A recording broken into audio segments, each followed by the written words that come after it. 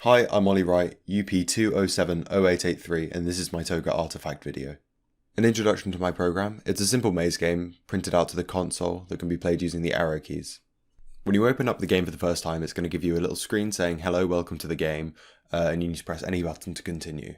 Once you eventually find the any key, you can actually choose between 4 of the options on the menu. The first one is play with the default settings, which just creates a default grid. The second one is play with custom settings, which I'll explain in a minute. The third one is explain what the game is about and how to play it yourself. And the fourth one is just quit the game. So you probably don't want to do that the first time you play it. The objective of the game is to go around the grid, collect all the coins so you unlock the finish, which you can then reach and end the game. If you want a slightly different experience, you can use custom settings to change the game. With this mode, you get to select the size of the grid, the amount of peppering, which basically means the extra paths you get to go through, where it cuts through the maze, so it makes it slightly easier to traverse. So the higher the peppering, the easier the maze is. The amount of coins required to unlock the end, and if the end is in a randomized position or if it's in the bottom right, which is the default. Choosing a default game will just set it up with a 5x5 grid, 3 coins and 3 levels of peppering, which should make it relatively easy to do. It's just so that you get a feel for the game. On the code side, everything is fully commented, so you should be able to understand. Variables are relatively meaningfully named. I will talk more about this later, but there probably are a few more things you should know before you look into the code or into the game further. In the settings, the highest you can go for the peppering is the size of the grid squared divided by 2. This is the highest it can be on a 3x3 grid, which is why I chose the value. If any value higher than this was chosen, it'd be trying to place squares in positions that weren't available to place in. Therefore, it would never actually start the game, as the grid wouldn't finish generating. The node class has a default constructor, which despite having the green underline actually needs to be there for the program to run. It's because when you resize the vectors, a problem that I'll explain later, you must have a default constructor for the object that it's attempting to put within the vector, even if said object is completely overwritten later. And lastly, there's a single known bug within the game, which is not enough coins will generate very, very rarely. The working theory is that not all the checks are working correctly. However, I've not yet been able to figure out the exact cause, despite a lot of QA testing. Essentially what the program does is it will generate a grid of nodes of a specified size. It will break the walls of these nodes so that it can then be displayed later. The grid is then compiled into one that can be displayed to the user, and eventually overlaid with the coins and where the finish is, which is stored in the other info grid, with the space of available squares being the compiled grid. Once this is all done, it will be displayed to the user, where every arrow key press will cause it to refresh. This will update the amount of coins that the user has, as well as the position within the grid. Once all the coins are collected, an if statement will be triggered that allows the finish to be displayed. Once the user reaches that coordinate, it will finish the game and the menu will be displayed again. Efficiency.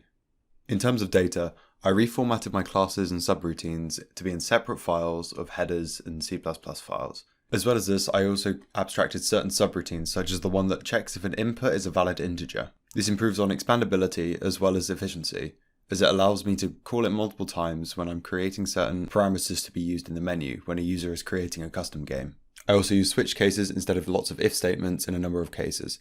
So I created the menu using a switch statement, which takes in the user input and decides what function to perform. A drawback of switch statements, however, is they don't quite allow for the expandability and readability of if statements. An example of how efficiency was increased, especially as opposed to my previous implementation, was that I completely rewrote the algorithm to be truly recursive. This meant that it was a lot more efficient than my old implementation, going from around 150 lines to a grand total of 24. It also performs a lot less unnecessary checks, which means that it's a lot faster compared to tests that I'd performed with the old version. The downside of the way I ended up writing it, however, was that it was slightly less efficient than an implementation me and a friend created where we basically cloned a Ruby implementation from the internet of recursive backtracking. This was because the other version used dictionaries to store directions rather than storing them in vectors, which are marginally less efficient. So there is definitely room for improvement within my project. As a side note, I did almost use the old implementation's trick of using stacks to store the nodes. However, I ended up just deciding it was more efficient to use the benefits of recursion to check each node rather than needing to store them anywhere. This also frees up memory, meaning that the program is more efficient. Problem solving. A problem I had for a long time with this syntax was vectors weren't being used correctly. Basically, I was trying to write to a vector that was completely empty, and it didn't like me trying to reference it, and I kept getting a really annoying error message that would crash the program every time. Eventually, after some research into the documentation of the vector standard template library, I found a function called resize, which I used to resize both the vector of nodes and the vector of nodes within that vector. Essentially, this boiled down to resizing the vector to become the x and y coordinates of the grid in size. This is where those essentially shell node constructors come in.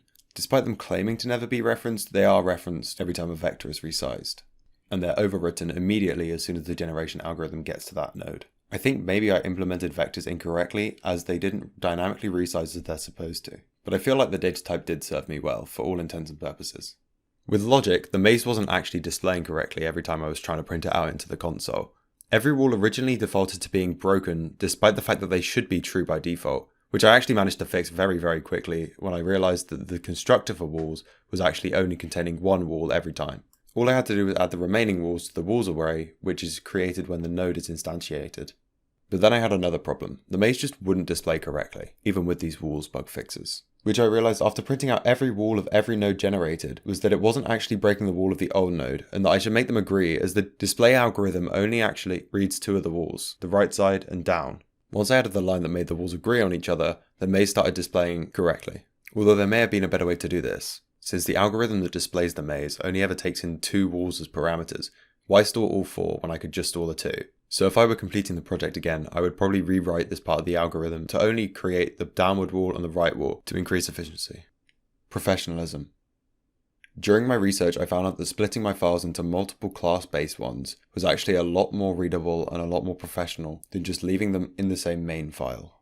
And I did this, so all my classes are in separate files, which making it a lot easier to split the subroutines and to read them for a third party.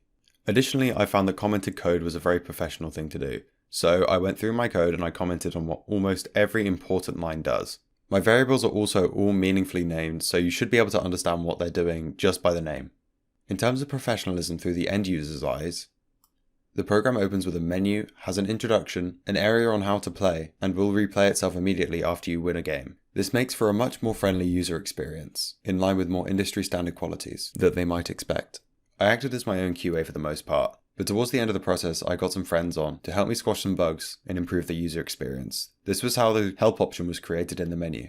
We also found a very weird bias when generating a large amount of coins on a very large maze. Here's a histogram of an example that we ran, of where the coins were generated on the y-axis. The style of code is generally consistent, although there are definitely some places where it could be slightly more optimized, especially when it creates the coins. The process for this is that it overlays a new grid on top of the generated grid with all the items in it. Ideally, this could have been included on the original grid that is to be displayed. And this code I think isn't quite as well optimized as the main generation function, as I didn't spend as much time on it. I think that the reusability of the code is pretty decent, as hardly any of it's hard-coded, taking in parameters from other functions instead. A criticism of the professionalism of my code may be that I've, quote, cheesed it in terms of the display mechanisms. Every time that you move, a character is used that clears the console for the user, allowing the new maze to be displayed in place of the old one. However, it might be considered a cheese as it may not work on all platforms, and it's probably better to find a command that can clear the console effectively on every other platform as well. Finally, I probably should have included an epilepsy warning, as the game can be a bit flickery with the display mechanisms when you create a larger maze. Performance. I worked on the program over the span of about 5 weeks off and on, before finishing the code about a week before it was due. I originally started attempting to use the same implementation in that I was using the same steps to generate the maze, all the code was original, as I had used in a previous program of the same nature, but when I realised how inefficient and spaghetti-like the code was, I decided it best to entirely rewrite the program from scratch. I'm glad I did rewrite the whole thing, as it allowed me to discover a lot more coding techniques that I may not have found otherwise, such as inheritance and instantiation. However, I do have to criticise my coding practice a little bit in the sense that I crunched extremely hard about 2 weeks before it was due. I spent a combined 18 hours across 2 days coding, about 10 on the first day and 8 on the second. But I guess it does prepare me for industry quite a bit, where crunching is extremely common. In a more general sense within the module, I found that I did improve, although I did come in with a decent coding ability. I think the artifact was just ambitious enough to be on the edge of my coding ability, but also simple enough so that I wasn't too overwhelmed by it at any point. Although I did read through every single PowerPoint that's been put up, I didn't complete every single workshop available, mostly the earlier ones, as I felt like I had that ability from previous coding experience. I feel like I may have improved if I had more personal interaction with the lecturers and they allowed me to stretch my ability as far as I could. But I'm definitely happy with my progress in the first year in general. Over the summer, I'll definitely be practicing my coding ability as it's a pathway I've chosen to take, and I really want to develop my skill further. I'd recommend myself to read through the documentation of anything I attempt to implement as well, which it was definitely a pitfall that I fell into a few times while creating my program. Thanks for watching my video, and I hope you have fun playing the game and reading through my code.